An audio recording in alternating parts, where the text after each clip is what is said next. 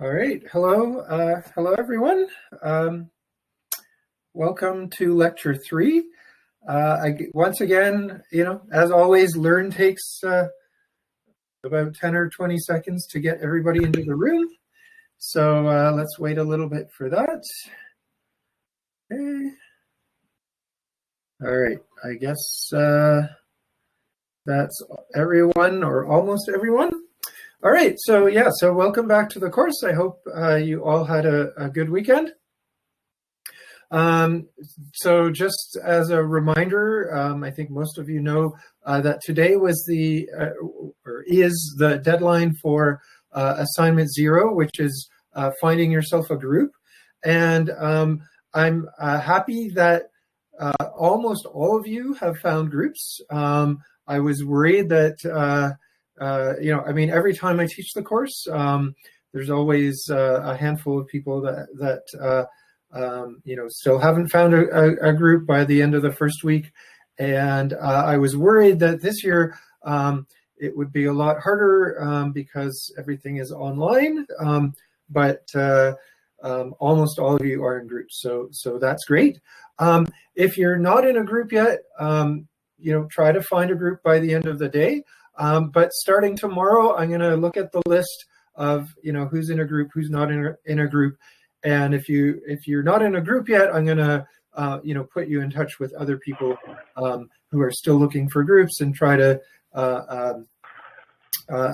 make matches, match people up to groups. All right, is question? No, okay. Okay, so if you are in a group, start figuring out how you're going to communicate as a group. Whether you're going to have meetings and email and maybe GitHub issues, and start planning how you're going to implement at least assignment 1 of your compiler, so scanning and parsing. And then starting on Thursday, we're going to start having the meetings with the TAs. And I'll tell you more about that on Wednesday. They're not meant to be, scary or and the TAs are not evaluating you. It's mainly just a way to check in on each group and, make sure that things are going okay, possibly give you advice on if there's problems, or to report feedback back to me if there's things that are not going well with your group. All right, so as always, if there's questions, use the chat or say something in the chat and then use your mic to ask a question. And I'm going to go back to the lectures. I have the stuff from the last lecture on the whiteboard. So last time, we started looking at the analysis phase of the compiler, and within that scanning, and the idea is that we want to take the input, which is a sequence of characters, and break it up into a sequence of tokens. And I said that we're going to use regular languages to specify the valid tokens that we have, and we're going to use regular languages for the scanner. And we started looking at regular expressions and NFAs and DFAs.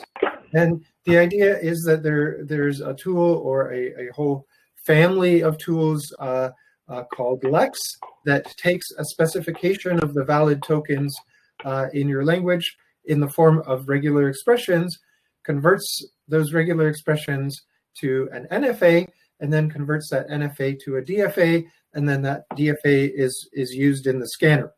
And so we looked at converting regular expressions to NFAs, and now we're converting, I'll stand over here, now we're converting NFAs to DFAs. And so the basic idea is that in the DFA, we want each DFA state to be a representation of one subset of all the possible states. I have the power to mute people. All right. Yes. All right. I think I did it, Josh. All right.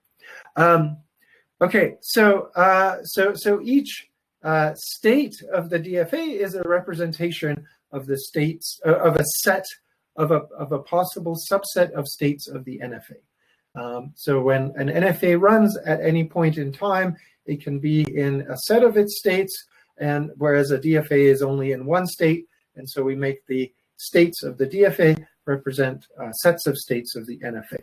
And I had the construction here, the general construction, and so Q prime here, that's the set of states of the DFA.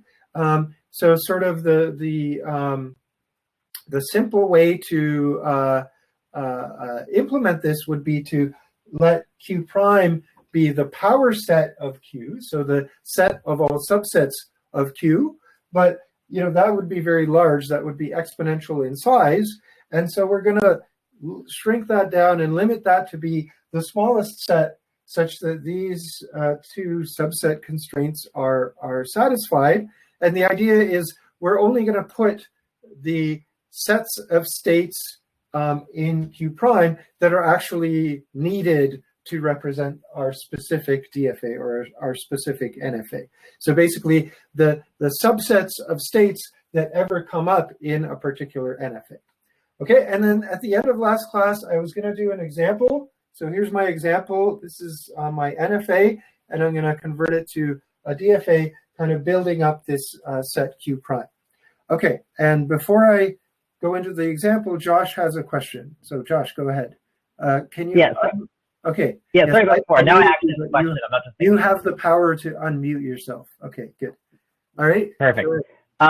Yeah, I'm just kind of wondering, in terms of real world compilers, do they actually internally define an NFA and go through the process of an NFA and go through the process of converting it to a DFA and then using that DFA internally, or do they hard code basically what the resulting DFA would be and just use that?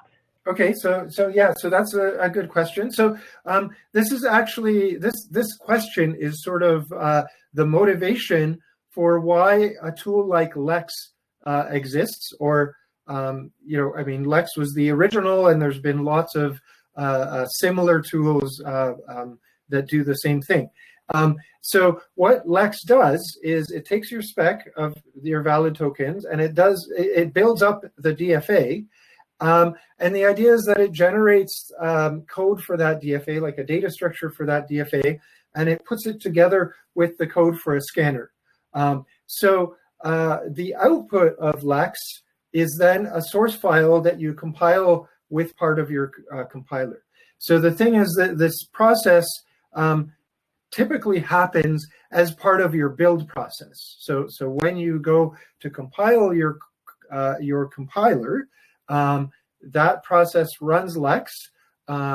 It crunches the regular expressions into a DFA. It outputs a source file, in whatever programming language you're using, C or Java or whatever, but a C source file or a Java source file that has the DFA in it, and then that gets compiled.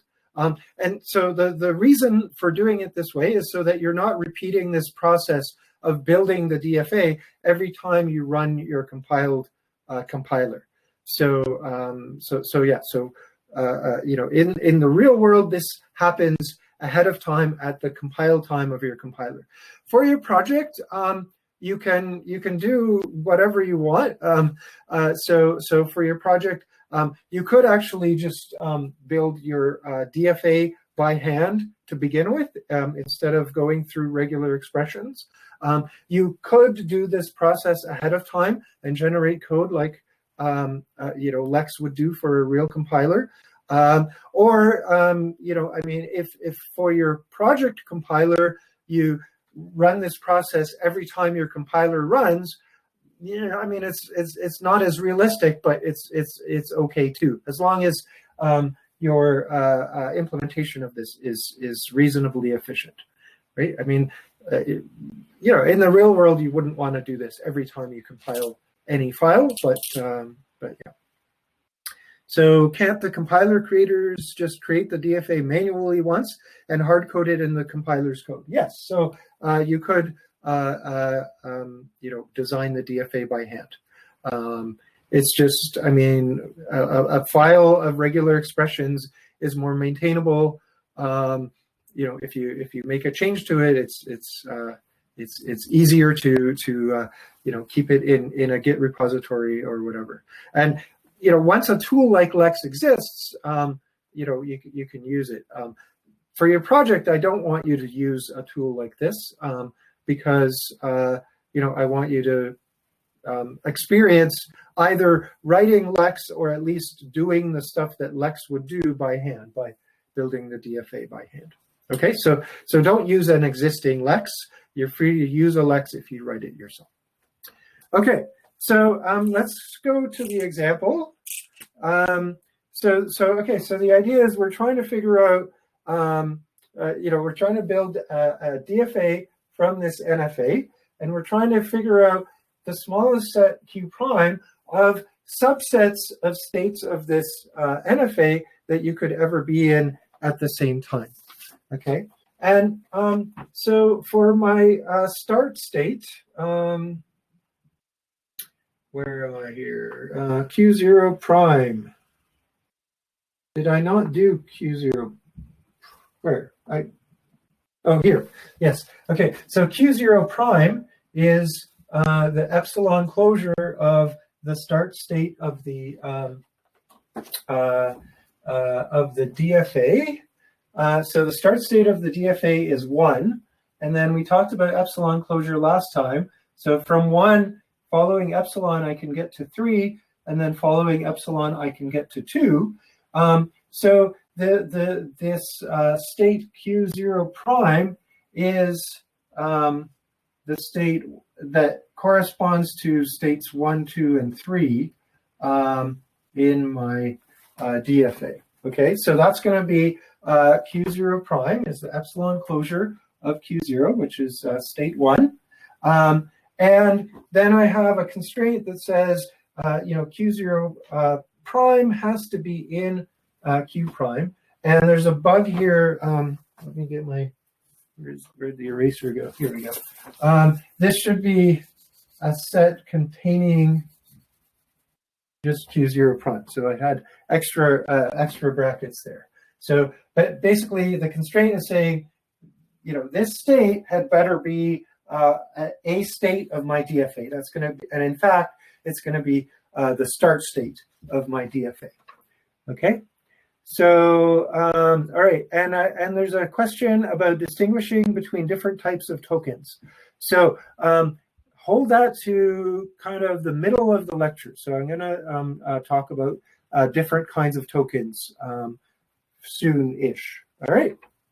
So I don't want to brush off the question, but I am going to get into that. Okay, so we've got a state 1, 2, 3 in the DFA, and then there's this constraint here. But basically, what the constraint says is whatever states you already have in your DFA. So here, if Q prime is a state in my DFA already, then I'm going to take all of the input symbols in the alphabet, and I'm going to try to take transitions on them. So in this example, my alphabet is 0 and 1.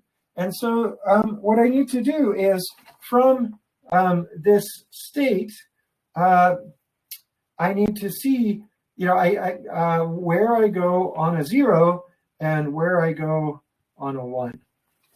Okay. I'll make it. Hopefully things are visible with the on the whiteboard. All right. So, okay. So if I'm in state 1, 2, or 3, and I see a 0, where do I end up? So if I'm in state 1 and I see a 0, I go in to state 2. So, state 2 is one place where the NFA might end up. And if I'm in state 2 and I see a 0, what happens? So if I'm in state 2 here and I see a 0, there's no transitions out on a 0. So the NFA wouldn't go anywhere. It would get stuck. So from the 2, the NFA doesn't go anywhere. It would reject the string. And then from a 3, I do the same thing. So if I'm in 3 and I see a 0, I go to 4. Okay, so if I'm in state 1 or 2 or 3 and I see a 0, I go to state 2 or state 4. And then there's just one little detail here, which is that, so I'm applying the transition function here, this delta prime, which is here, and it says, take this union, which is what I just did, and then it says take the epsilon closure. Okay, so if I was in 1 or 2 or 3 and I saw a 0, I would go to 2 or 4, but then if there's any epsilon transitions out of those, then I could also end up in those states of the NFA after seeing a 0, right? Because you can take the epsilon after the 0. So I need to look at 2 and 4 and see if there's any epsilon transitions, and there aren't any, so the epsilon closure of 2, 4 is just 2, 4, and so I need to add state 2, 4 to my DFA. Okay, and so, now I just do this forever and ever, or until I stop adding new states. So, let's do it for 1. So if I'm in state 1 and I see a 1, the NFA gets stuck, so it goes nowhere. There's no transitions out on a 1. If I'm in state 2 and I see a 1, well, I'm going to go to state 2, and I'm going to go to state 4. So from 2 on a 1, I go to 2, 4. And from 3 on a 1, there's no transitions out, so I get stuck, so I don't go anywhere. Okay, so if I'm in 1 or 2 or 3 and I see a 1, then I'll go to 2 or 4, and then I'll take the epsilon closure of that, and I already did that, and I saw that it's 2, 4, right? So either way, on a 0 or a 1, I will go to this same state, 2, 4. Now I need these DFA states that I created, so the 1, 2, 3 and the 2, 4, I need to keep those in a work list to make sure that I reprocess them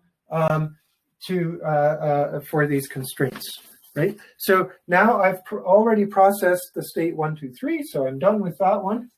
Let me just tweak that arrow there. But I have 2, 4 on my work list, and so I need to do the same process for 2, 2, 4.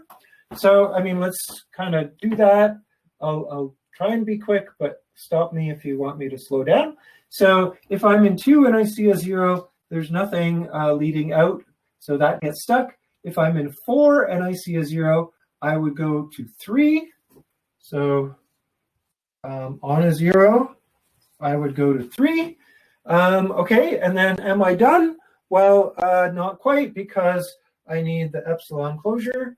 So the epsilon closure of state 3, so from state 3, I could get to state 2. So I'm going to write it as 2, 3.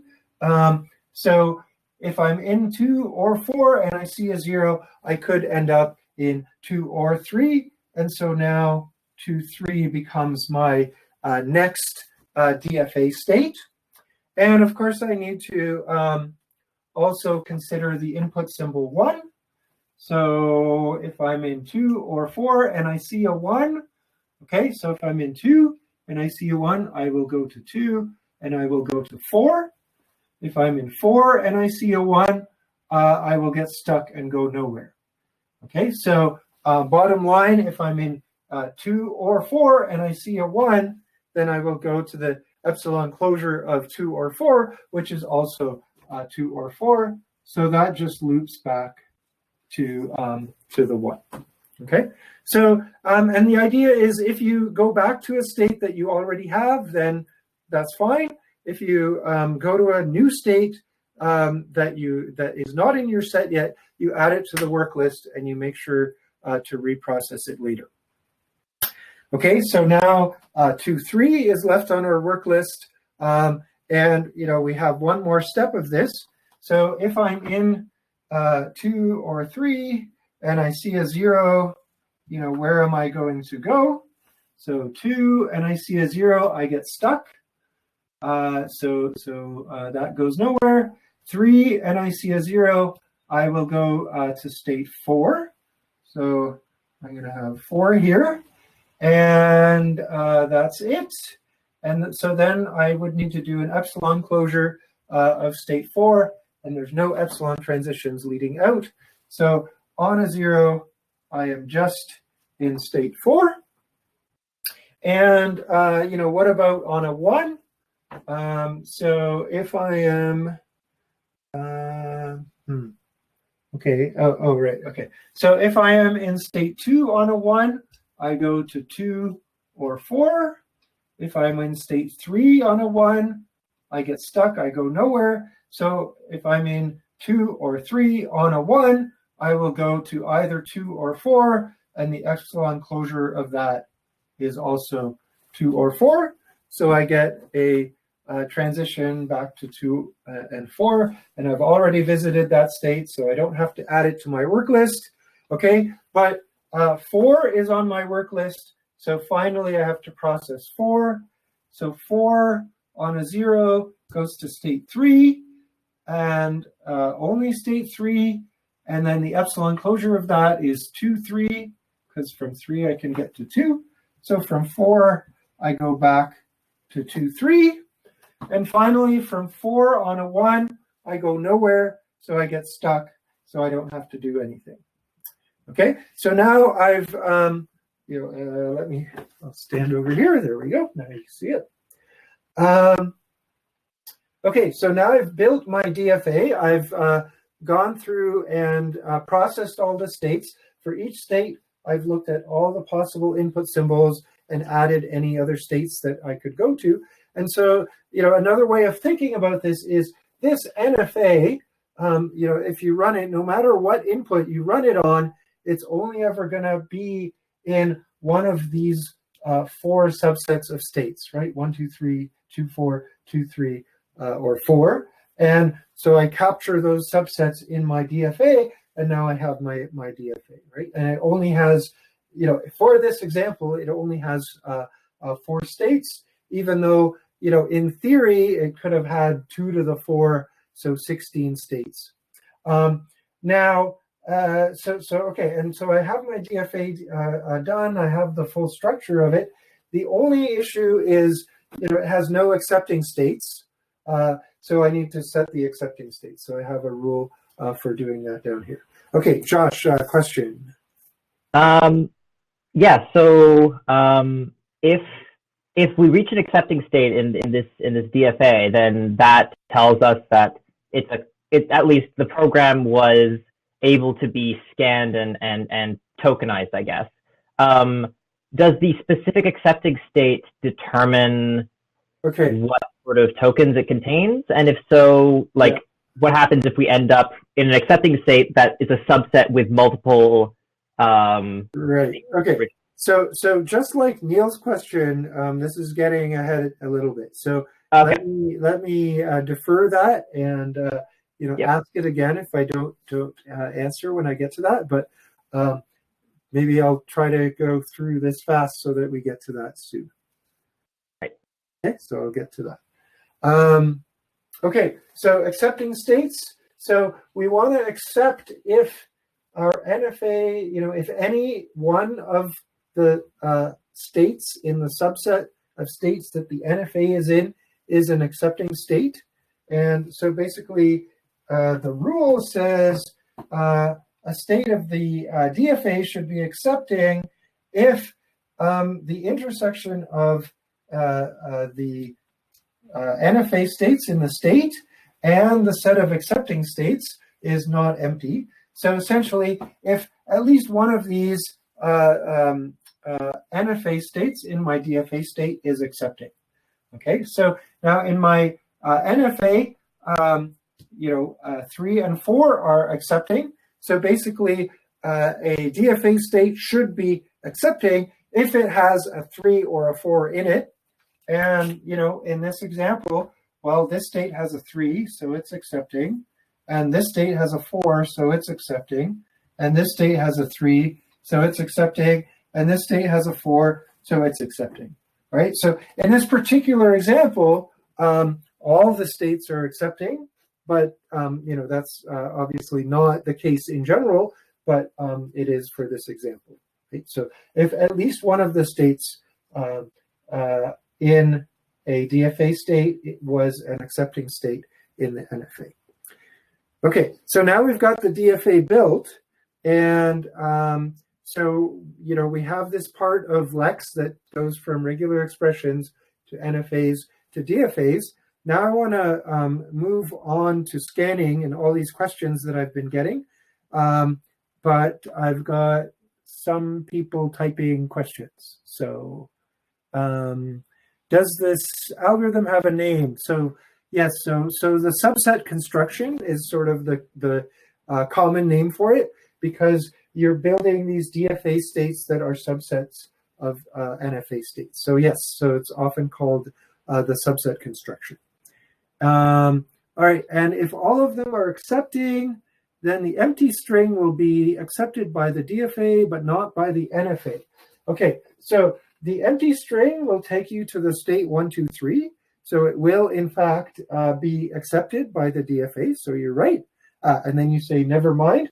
So in the NFA, the empty string, you start with in state 1, but you are allowed to take epsilon transitions, whenever you want. So you are allowed to go to state 3. So it would also accept the empty string. Okay. So, unless I've completely messed something up, they should be equivalent in that they should accept the same set of strings. If I've got a bug here, I've used this example many times, so hopefully there is no bug. But unless I copied it down wrong, I guess that could cause a bug. If there is a bug, then I've then hundreds of students have seen this example without seeing the bug. All right. Okay, so let's look at scanning. And all right, I'm going to do let's see. Let me do this for a bit more. Switch. All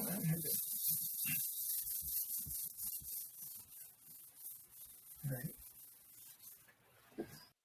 Okay, so we've been asking about scanning, and the thing is that recognition and scanning are two different things. All right,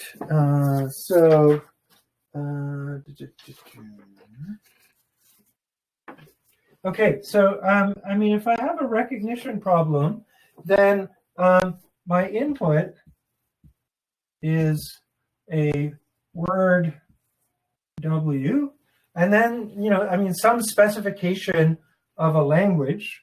So in the case of a DFA, it'll be usually we would write capital M for a DFA. It's just a letter. So the input to the recognition problem for any formal language, but specifically regular languages and DFAs, is I get a word, a sequence of symbols from over my alphabet, and I get a DFA, and the output is a Boolean. It just says is, I'm going to say is W in the language of M, right? So I guess I should put the question mark here, right? So here we go. Okay, so so true, false. Okay, so I give you a word and I give you a DFA, and you tell me whether the word is in the language of the DFA, and of course you run the DFA with the symbols of the word, and you see whether you end up in an accepting state. Okay, so scanning is different. So the scanning problem. So here, my input is a language and we can use L of valid tokens, and a word W. Okay, and so here, I mean, we're using the language, and I say language here because in general, but specifically, you would specify the language using some formalism, such as a DFA. So maybe a DFA-M, and the language specifies which sequences of symbols are valid tokens. But now you're not trying to determine whether W is a valid token. You're trying to, okay, so let's see. You're trying to scan W, right? So you're trying to split W up into a sequence of tokens. All right. So a sequence of tokens. And so each token should be in L, right? So if L is my language of valid tokens, then each token I output should be something in L. So whose concatenation? So if I take all my tokens and concatenate them together, I want them to give me W, right? I mean, so that's just a way of saying that I want to take W and I want to chop it up into tokens. So if I put those tokens back together, that gives me this condition that the concatenation is back to W. So, I mean, it's quite a different problem, right? So, here W is the entire string, and you're just trying to determine, is it in the language or not?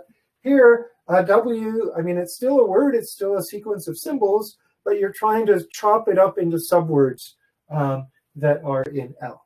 So, I mean, it's they're related problems because you often use regular languages and DFAs for them, but they're really different problems. Okay, and I guess here I should say, what is a token,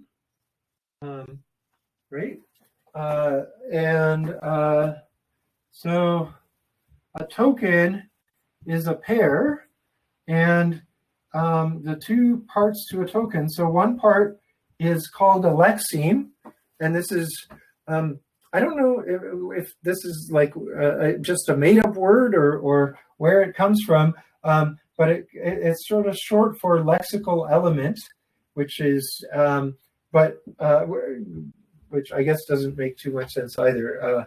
I was going to say, okay, that tells you what it means. So what it means is the actual symbols that make up the token. So the actual symbols from W. So I'm going to say the actual text. Okay, so if I'm scanning a program and I have a variable named foo, then the lexeme here would be foo. And then typically for a token, you want to label it with a kind. And so, that tells you what kind of token it is. So, maybe it's an identifier, and so you call it ID. So by identifier, I mean like the name of something, like a variable name. Or typically for keywords, you would have a different kind of kind. So, okay, I'm going to say num. Let's say I have a numeric literal. That's going to get a different kind. And then for each kind of keyword, let's say if, I'm going to have a different kind, and so on. So, so the idea is, this is the lexeme is the actual text. So if it's an identifier, it would be the actual variable name. But then for the parser is not really going to care what specific variable name you have, So the parser is going to work in terms of the kinds. So, I mean, the kinds kind of give you some information about, what kind of token it is. Like, is it an identifier? Is it a keyword? Is it a numeric literal? Is it like, some symbol like a open brace or closed brace? Things that are relevant to the parser to determine the structure of the code. So that kind of information is going to be in the kind. Okay, so this is the overall problem. So we want to, chop up the input word into the sequence of tokens. And I guess to be precise, I should say that the concatenation of the lexemes is what gives you W back. But then on top of that, like to each lexeme, we want to attach a kind that is going to tell the parser, what kind of token it is. Okay, so this is the problem that we're trying to solve, and now, how do we solve it, right? Any questions on the problem before I go to how to solve it? All right, I've got Josh. No? Question or not a question? Yeah, I could just ask it verbally. Okay. Is it possible for a given lexeme, if I was just given a lexeme, could I figure out, depending on the language, could I figure out the kind, or is encoding the kind with it useful because it could mean the lexeme could be multiple kinds? Right. So yes. So the lexeme does determine the kind. So yes, you could just spit out the lexemes and then figure out the kinds later. Kind of the reason that we do it, that we determine the kinds at the same time, is that the DFA is going to enable us to get both at the same time. So both splitting things up into lexemes and giving them kinds at the same time. Okay? So there are no languages that where a certain lexeme could serve multiple purposes in a way, like could have multiple kinds depending on the. Okay. Right. Yeah. The lexeme does uniquely determine the kind, and we'll see that. All right. So okay. So what I want to do. So I don't know. I guess the whiteboard, like, it looks okay to me, but it was kind of fuzzy before. So I'm going to try this other thing. So I got a document camera, and so I'm going to try switching to that. Okay, and I'm going to try the notes on this document camera. I'm going to try to write here, and after the lecture, you can tell me what's better. This is kind of annoying because you don't get to see me. You don't get to see my face. But hopefully the writing will be clearer, right? So okay. So scanning. So is that showing up? So it looks okay. Hopefully you guys can see that as well. Okay. So we have the scanning problem that we're trying to solve. And how do we solve it? So I'm going to give you, really vague pseudocode first, and then we'll, make it more precise. So we're going to have a loop, and, I'm going to say at each step in the loop, I'm going to find a prefix of input, of the input that is in L. Okay, and so I'm going to pick some prefix, hopefully the right. Okay, you're not convinced that it's easier to see than the whiteboard. All right, well, is it visible at all for now, or? Okay, so I'm going to continue, and then at the end we'll see. All right. So if someone says whiteboard is better. Okay, and it blurs just like the whiteboard. Okay, well, all right, I've got it on. I'm going to go with this for now, and then we'll see, we can decide what to do for the rest of the course. Okay, so I'm going to find some prefix of the input. Yeah, okay. And I should find like just the right one.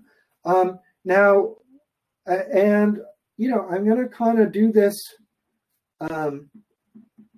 until the end of input, and then I might encounter a case where the input can't be scanned, where there is no way to chop it up into tokens. And so, I have to have a case here to give an error if no non-empty prefix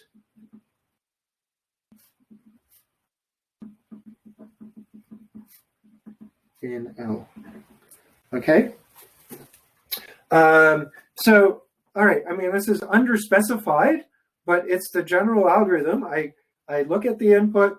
I try to find a prefix that is in L, and if it's in L, then I could say, well, that's going to be my next token. And as long as I can keep doing that until I get to the end of the input, then I will have found some way of chopping up the input into a solution to the scanning problem. Now, okay, so one problem is what if there are multiple prefixes of the input that are all in L? Which one do I pick?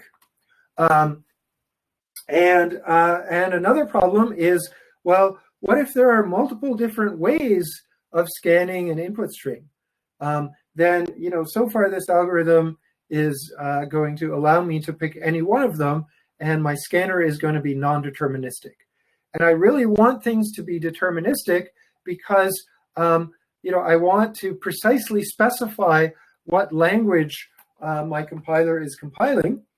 I don't want to, write one program and then have, every compiler in the class compile it differently, right? Compile it to have different behavior. So I really want this to be non-deterministic, and I want a solution to the problem of which prefix to pick. And so, sort of the common practically used solution to these problems is to always take the longest prefix of the input that is in L. So always try to find a prefix as long as possible. And this, a variation of the algorithm that always takes the longest prefix is called maximal munch.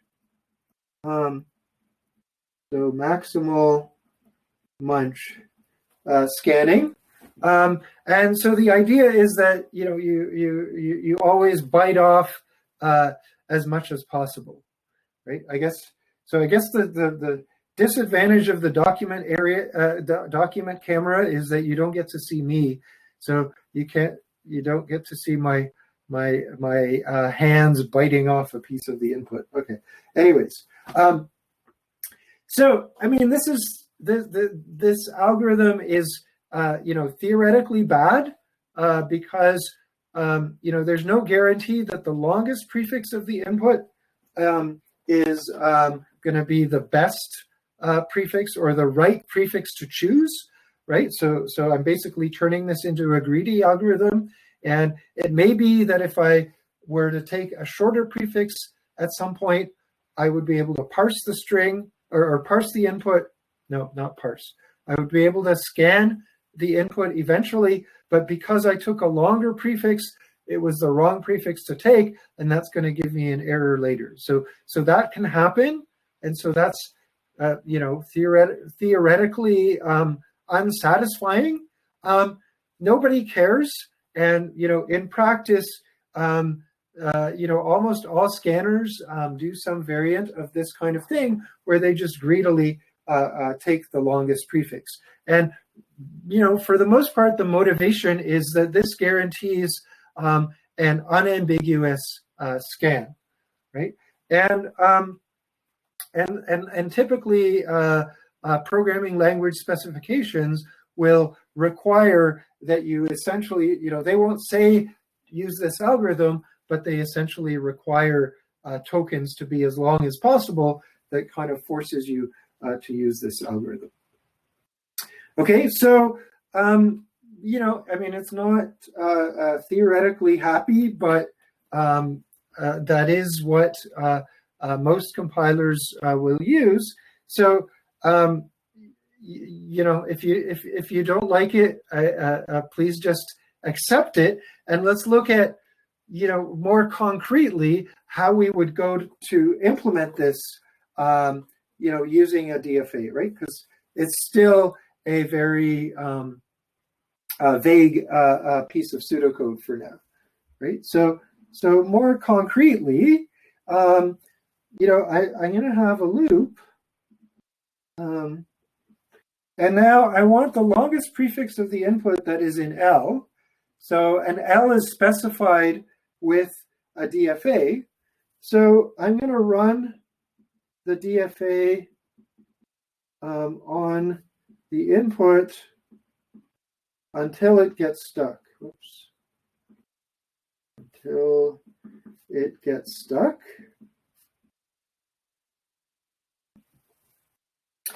Okay, so if I do that, so I've got the input, the input so far, the input that I haven't processed yet, and I run the DFA on it until it gets stuck. Have I found the longest prefix of the input that is in L? Well, not necessarily. So if my DFA gets stuck in an accepting state, then the prefix that it has scanned is in L because it's in an accepting state. And if it gets stuck there, that means there is no longer prefix that could possibly be in L because, if I had a longer prefix, well, it would still get stuck at this point, right? So essentially, the fact that the DFA got stuck tells me no longer prefix could possibly be in L. What it doesn't say is, is the prefix that I saw in L? And that I can determine from the fact, or from checking whether I'm in an accepting state or not.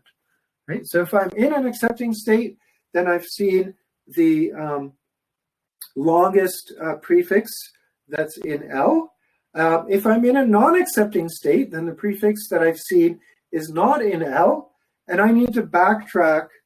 So backtrack, and I need to backtrack both the DFA and the input to the last time I saw an accepting state. So the last seen accepting state. All right. Okay, so I go back in the DFA, I go back in the input to the last time I saw an accepting state, and now I do have the longest prefix of the input that is in L. So I want to output that as a token.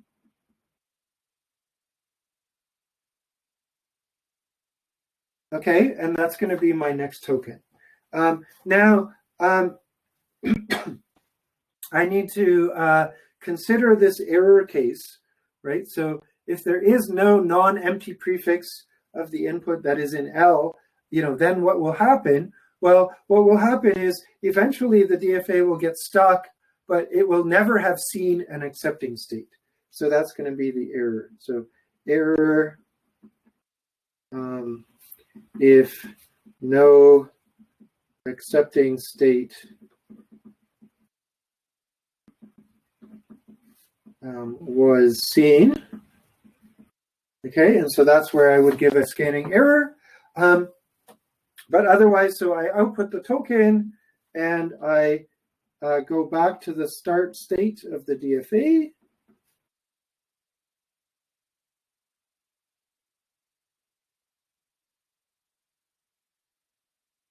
Okay, and that's it, right? So I just keep looping until I reach the end of input.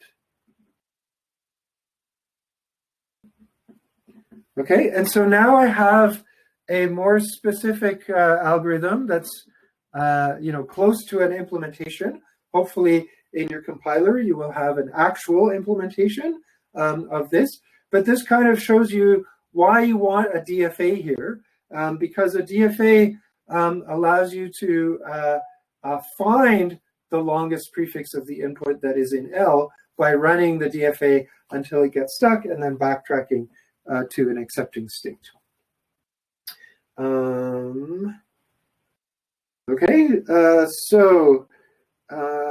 Right. So one sort of common thing that you might be asking questions about is, how do you backtrack to this last scene accepting state, right? Like, how do you run everything backwards? And the trick there is to save a copy of the DFA state and the input state, every time you see an accepting state, because, that might be the last one you see that you might have to backtrack to later. So you want to save in a data structure.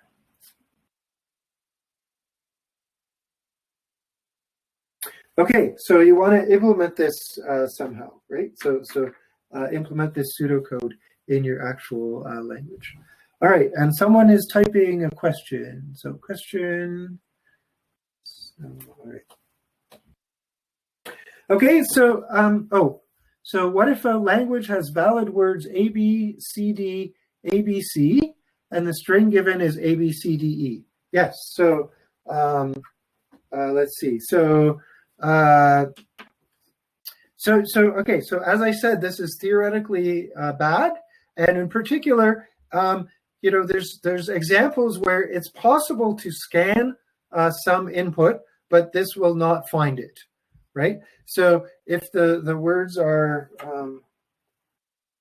this is where I'd want to be switched back to the whiteboard, right? So let's see. So L is A, B,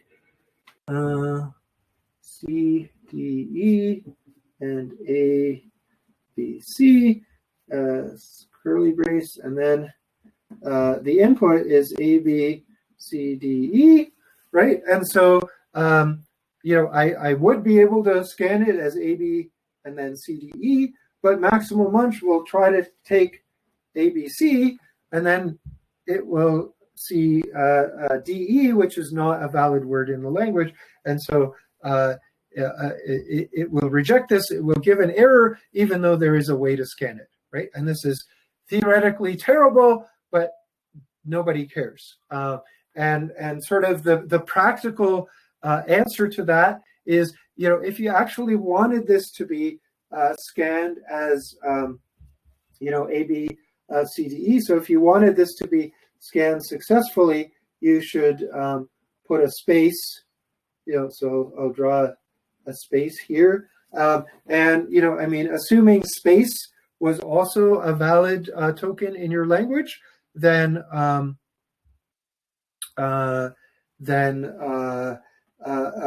that would be a way to get around the fact that the scanner can't scan this. Okay, so there's definitely examples where this will fail when it really shouldn't fail, but again, people just like it anyway, and so people still use it anyway. The other thing is, sometimes it will scan things in ways that later don't parse. So another example from the Java language spec. And I think, I have, the Java language spec section 3.2 that talks about how to scan things. So if I have the input A minus minus B, how does that get scanned? So, well, the Java spec says you have to scan it like this, where you have the identifier A followed by the operator minus minus followed by B. And this fails to parse, right? Doesn't parse. okay, because minus minus, the decrement operator, is a unary operator. But if only the scanner had scanned it differently, like, you know, let's say I put spaces. So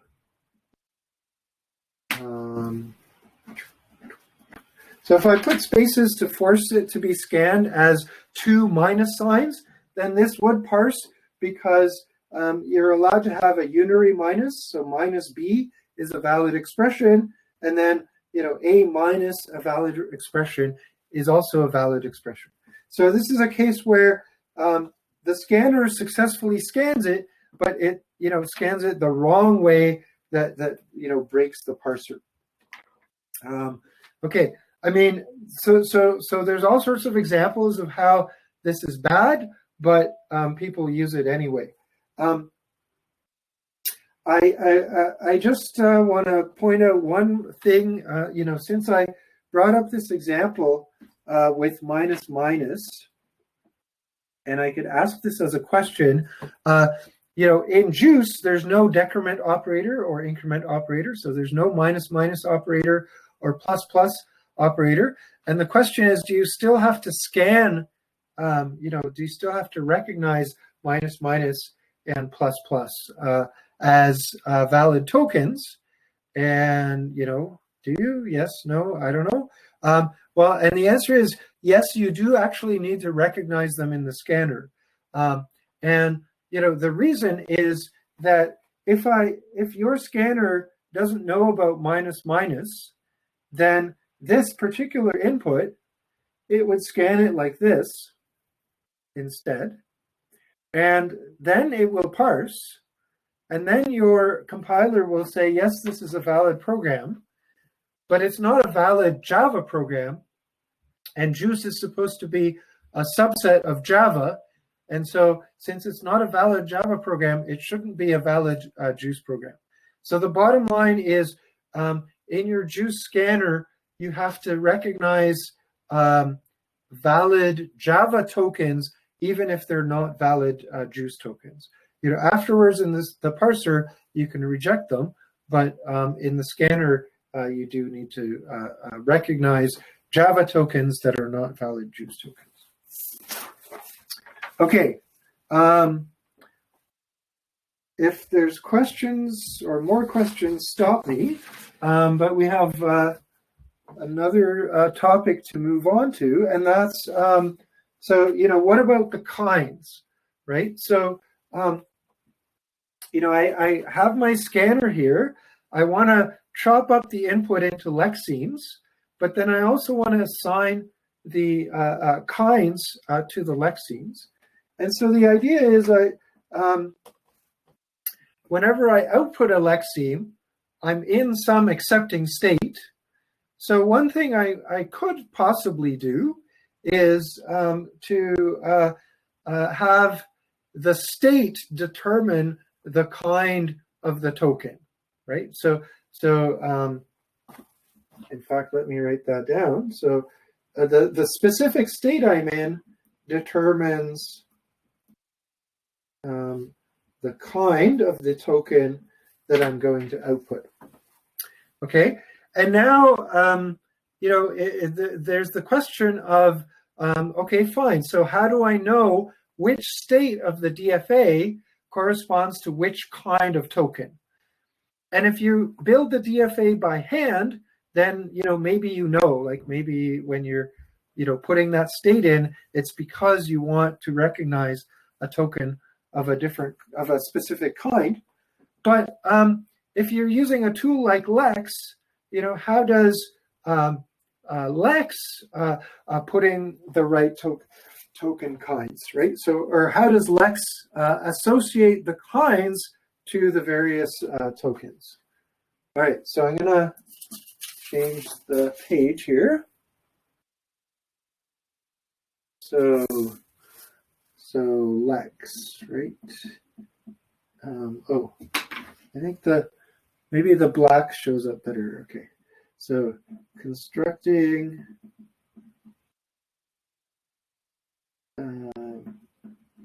the scanning DFA. All right, and so the input to Lex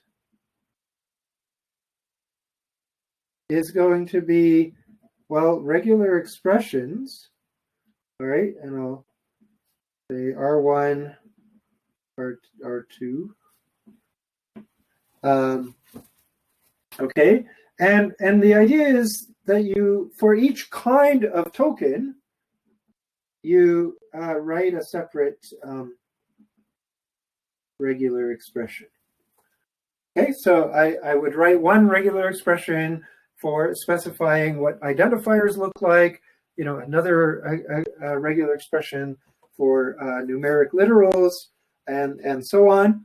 And then like really simple regular expressions for each individual keyword, right, would be a regular expression that is just that keyword. And I'm going to put these regular expressions in priority order.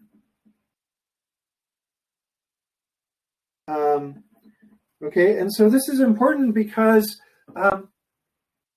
you know, you might have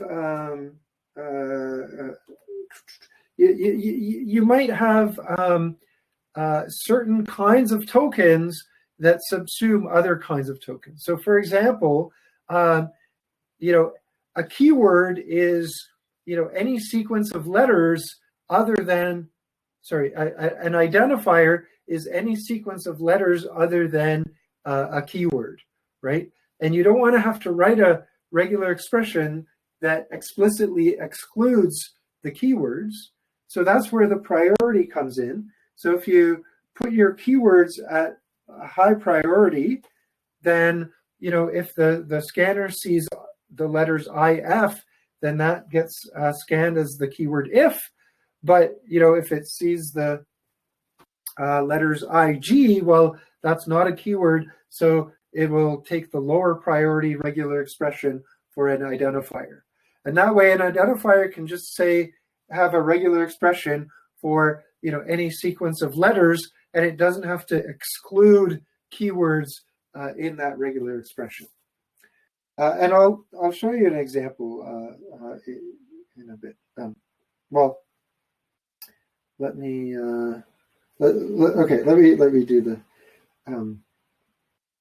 example down here. So let's say I have the kind.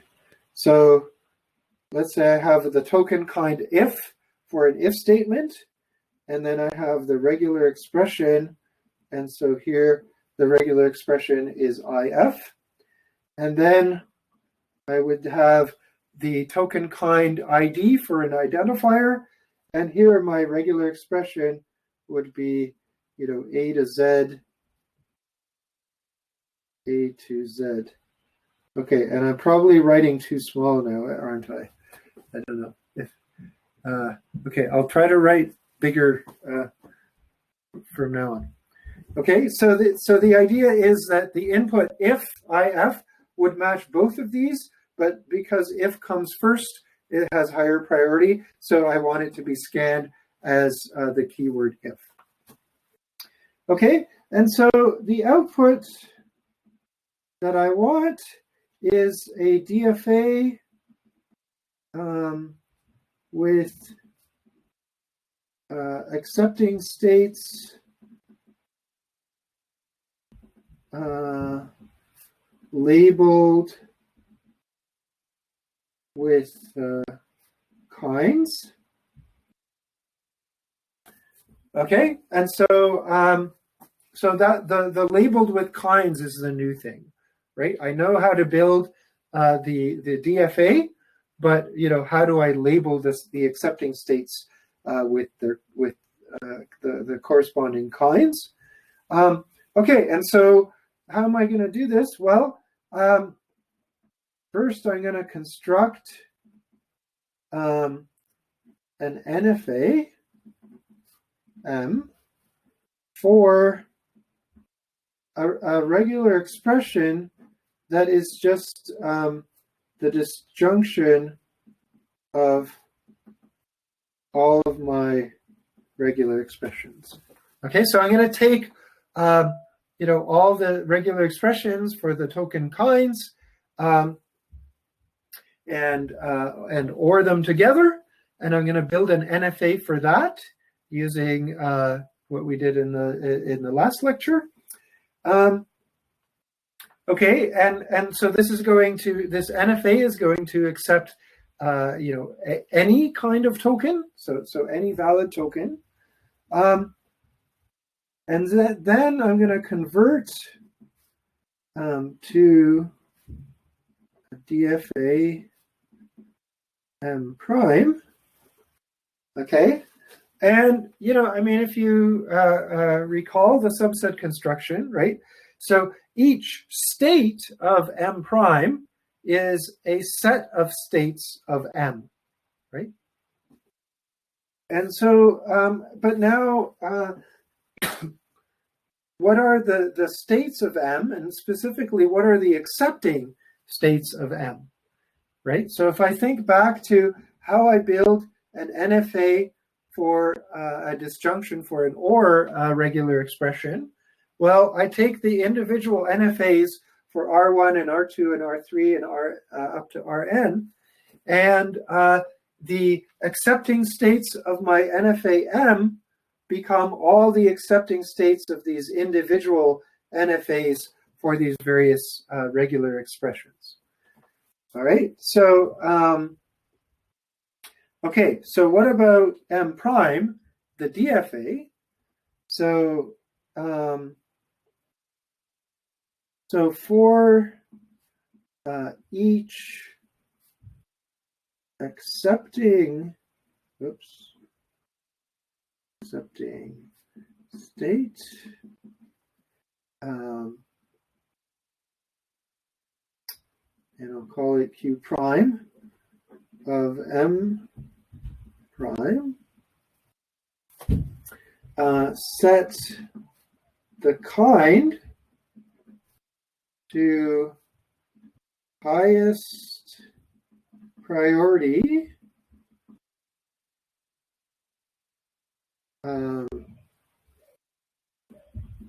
kind of the NFA states in Q prime. Okay, so let me just explain that again. So every accepting state Q prime of my DFA M prime is a set of the states of the NFA, right? And so to decide the kind for that DFA state Q prime, I'm going to look at the kinds of all of the NFA states that make up Q prime and take the highest priority one. And that's going to be the designated kind of this particular DFA state Q prime. So just to see how that plays out, so in the example, so I've got if and I've got an identifier. So for each one, I'm going to build an NFA.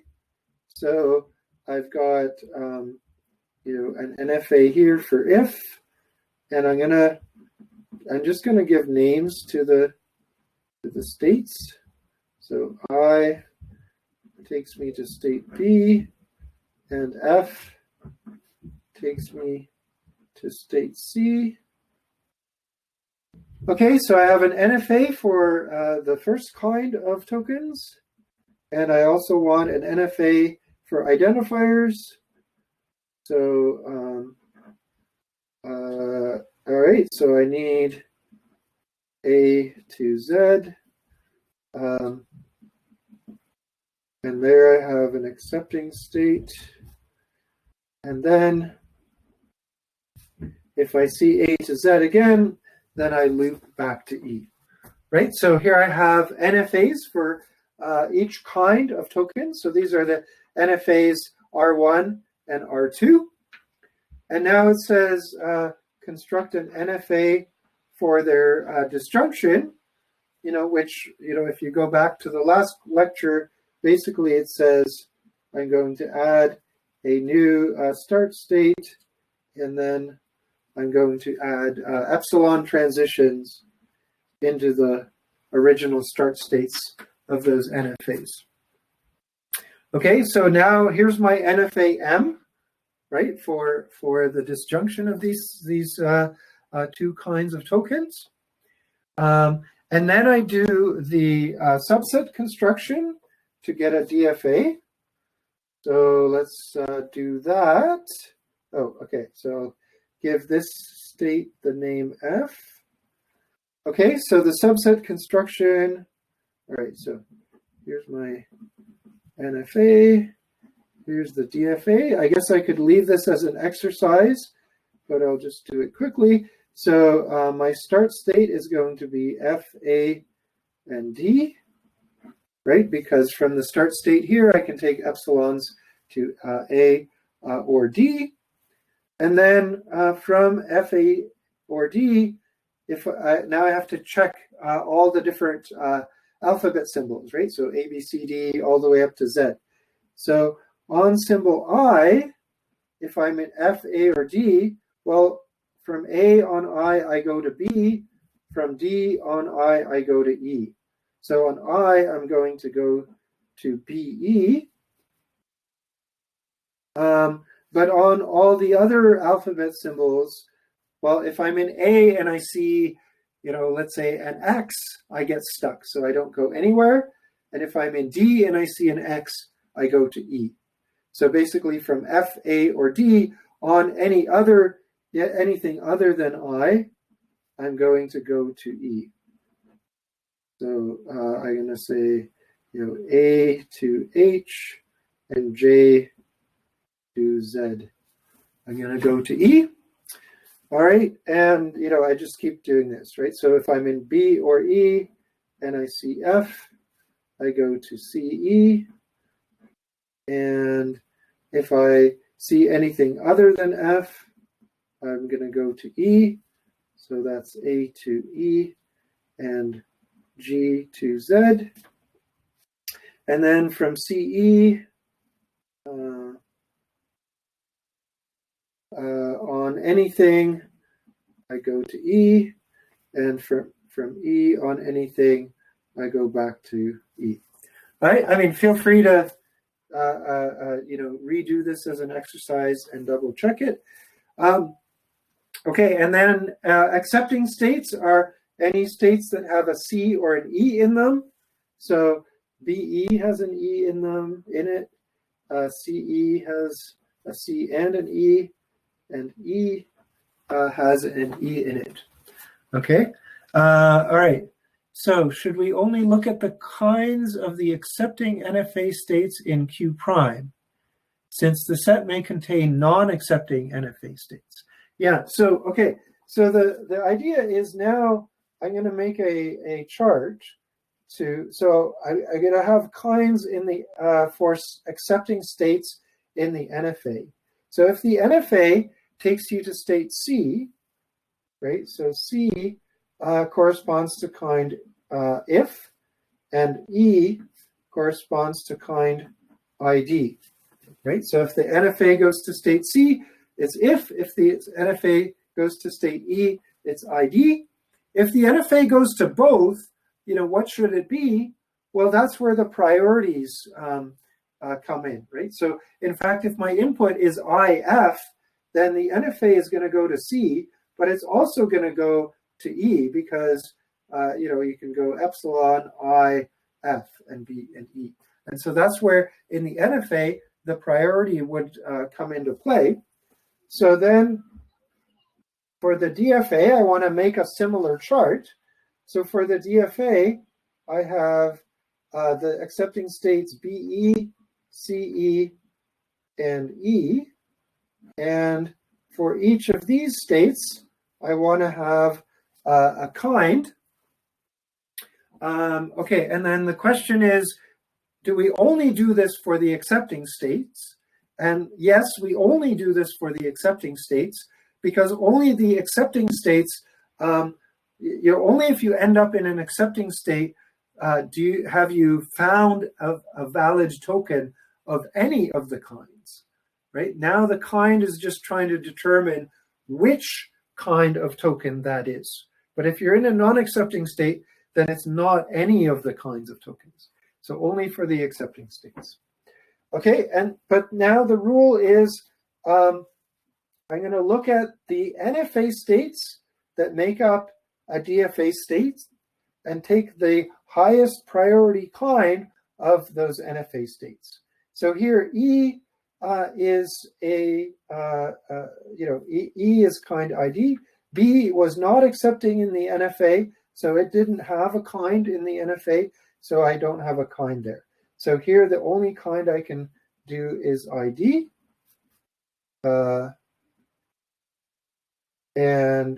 Similarly here, I only have E, so E was kind ID. But here I have C and E. So in the NFA, it could have been if or ID, but because if came first, so if is the higher priority, so here I'm going to say if. All right. So now, with this DFA, if I take this labeling of states with kinds, if the DFA, ends up in this state, well, I know it can output a token and it can tell me, yes, that token must have been if. And if it ends up in, this state or this state, then, it was, yes, it was a valid identifier, but it was not specifically if. So I should output the token kind ID.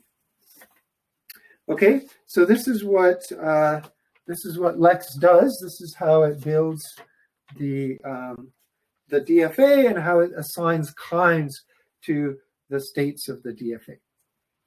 Okay, so are there any more questions here? All right. Okay.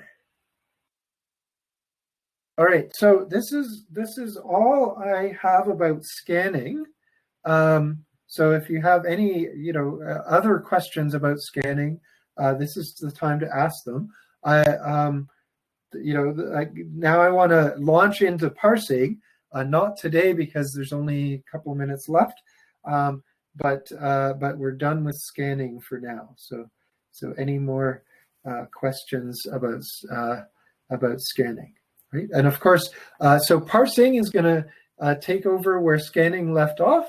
So it's going to take that sequence of tokens and try to find nested structure within that sequence of tokens. So it's going to take the sequence of tokens as input and try to find structure there.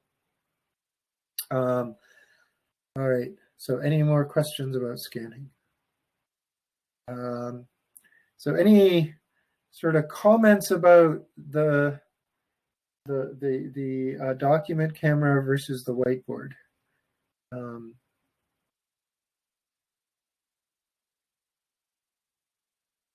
Whiteboard is better. Okay. Document camera. Okay. Okay. Yeah. So I mean, to me, the really okay. So it's kind of a toss up.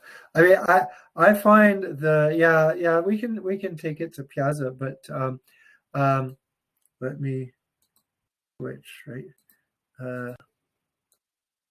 Hey, so I don't know. I find it nicer when I can see myself, or when you can see a human. But on the other hand, I think with the document camera, I think I can fit more in and still have it visible.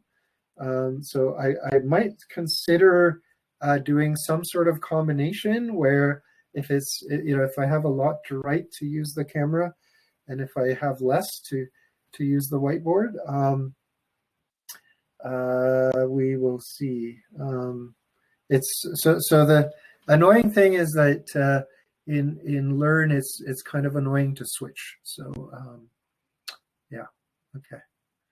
All right. Okay, it looks good after a keyframe, but otherwise it's worse because the text is smaller. Okay.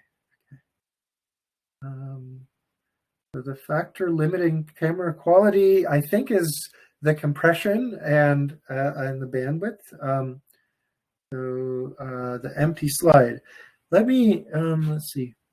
So there's this, right? So how does so there's this. So I could I can't even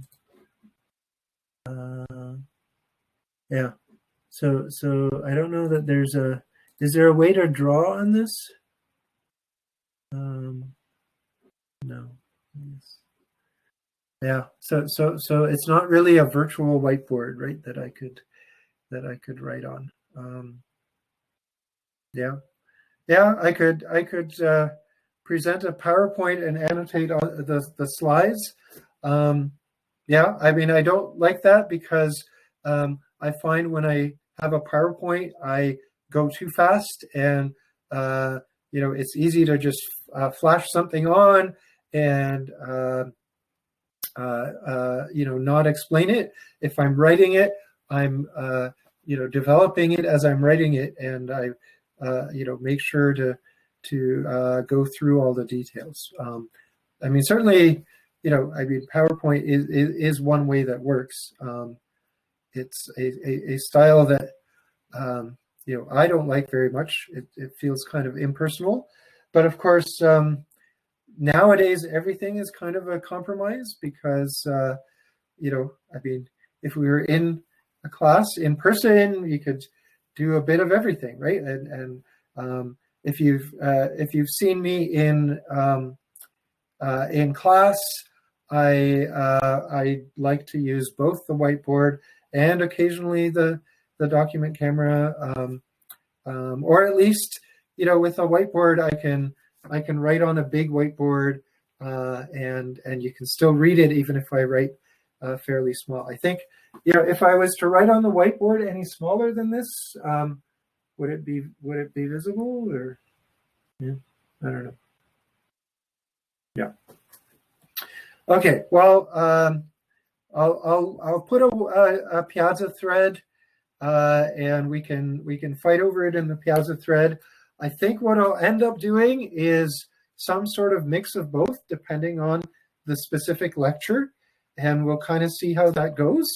And it may be that halfway through the term I'll settle on one or the other, but for now, let's just try out both and see what works. Okay, so I've gone a bit over time. So on Wednesday, we'll continue with parsing. So I know most of you are in a group already, and that's great. If not, please try to find a group by the end of today. I will put you into groups, or I will help you into groups starting tomorrow. And yeah, so start talking to your group mates. I know working as a group online is also challenging, so try to figure out a way that your group can communicate. All right, so have a good couple of days, and see you on Wednesday.